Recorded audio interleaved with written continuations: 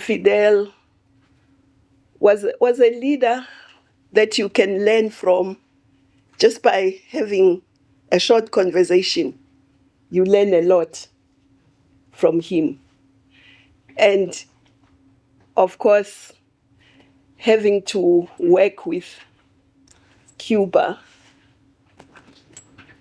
in health back in South Africa was also a great lesson in life, but also in how solidarity can be lived, not pronounced, but lived. Cuba did not see itself just as an isolated country. Solidarity started long before Che Guevara and, of course, Fidel. And they didn't just talk about solidarity, they lived it. They lived it. Not only through sending soldiers, but sending medical brigades, getting students from Africa and other countries of the South to study in Cuba. So for me, it was a country that lived what it said. And obviously, the leader was leading that process. Of course, Cuba played a very crucial role in the education of many South Africans who were in exile. A number of South Africans studied in Cuba, which was part of the solidarity between our two countries. Fidel was one of the leading champions of the anti-apartheid struggle. Of course, I had heard about him before I met him. Because the Battle of Cuba reverberated even when the apartheid regime was actually suppressing information. And I won't forget when I watched a movie, no, it was a documentary, on Cuba. And Fidel was being interviewed there. One of the things that sat with me till today, he said, we went to the African continent to be part of the liberation of that continent. And he said, we fought in Angola. That was the single biggest battle we fought against South Africa. And he said, all we took back when we went back to Cuba were the body bags of our comrades. We didn't have an ounce of diamond or gold that we took with us. That's just struck me the level and commitment of solidarity. And it's true. Cuba didn't want to be paid. Cuba did not take anything here. Unlike other countries who came here and took all that gold and diamonds, they're still taking, which they are still taking through other means. So, I mean, my summary is that I've never seen someone committed to solidarity without expecting anything. What made him happy was the advance of the struggle of the African people. And he was very particular about Africa. Because he said many Cubans here actually are of African origin. And we continued having that relationship after 1994. In fact, we signed many agreements with Cuba, many, on defense, on education, on health. Of course, health was our prime, area of cooperation.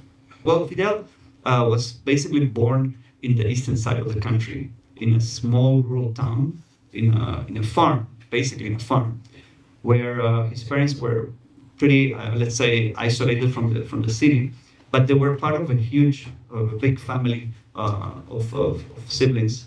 And that's where the origins of Fidel's mind and Fidel's thinking was actually cemented. That farm had, of course, as was the country in that era, had, of course, a lot of labor workers who were, most of them, not really very good conditions in the whole country. I mean, my country was a country with a lot of poverty, especially in the countryside. And in Fidel's father's farm, there was a huge group of Haitian workers who were living in the quarters and working the sugarcane fields.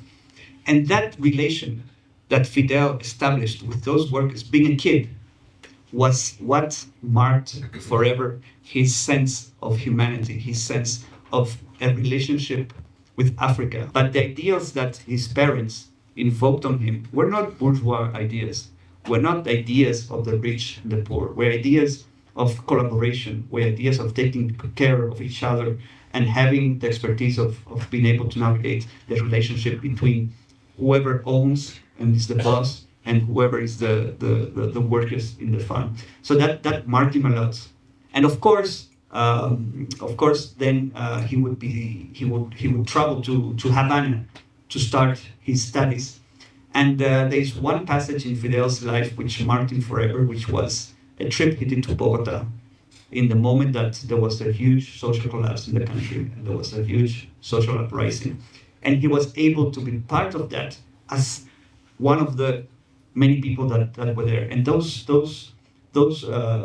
experiences marked Fidel and more or less explained in his mind what had to be done. Of course, university era was a huge enlightenment for him. He had the opportunity to start interacting with many other students who had, of course, a rebellious mind, who were, of course, introduced to ideas of socialism. Fidel was an avid reader. He devoured books one behind another one. And then he once explained that he was very formed by the experience of the French Revolution and how that marked the need for him to join other comrades in overtaking what happened. But let me also say, Cuba was one of the few countries, I'm just still talking about health, was one of the few countries when there was Ebola on the continent. And President Obama had said, if nothing drastic is done, 1.4 million Africans are going to die. And of course, they didn't do anything drastic. So, but the Africans themselves, and Cuba sent more than 200 health workers to those countries to work with the Africans to deal with that pandemic. And I remember one Cuban doctor, I think, got Ebola, then was sent to Switzerland for treatment. And then when they said he must go home, he said, no, the job is not finished, I'm going back. Sure. And he went back. That's how committed not just the leaders are, but even the Cubans themselves. That's how committed they are. Oh, yes, they have been our real ambassadors in the world, because most of them have been placed or have interacted in areas where we'll never be able to be there, because as Doctor mentioned, many times our fellow Cubans are willing to work in places where many times the locals don't want to. So definitely, yes, Cuba today is what we are because of the international cooperations we offered, and because all those Cubans that are hundreds and hundreds of thousands that have worked abroad, they also brought experience to our country. They also brought knowledge. They also brought know-how, and they also helped with that knowledge develop and move forward our country. So, of course, one of the main pillars of our standing today is because of international cooperation. You know, when we first got the Cuban doctors, America threatened to put us on sanctions as a country. And President Mandela said, it's fine, let them put us on sanctions if they want. We will not stop bringing Cuban doctors. So they are always after Cuba. And I agree with the ambassador, Cuba is going nowhere. Cuba is going to survive this, but we also need to be part of the solidarity that makes Cuba survive it.